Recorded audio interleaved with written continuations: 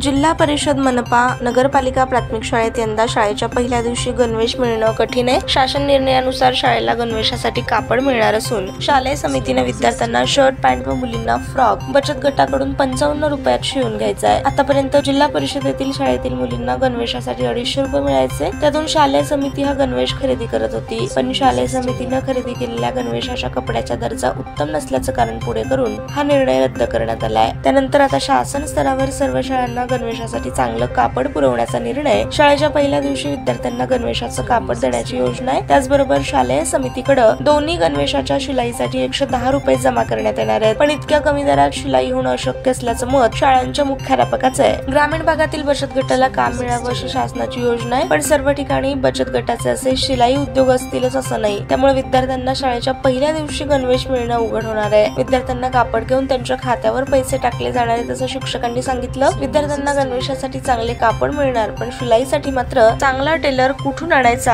असा प्रश्न उपस्थित केला जातोय। ताज्या बातम्या पाहण्यासाठी प्राईम महाराष्ट्र न्यूज चॅनलला सबस्क्राईब करा।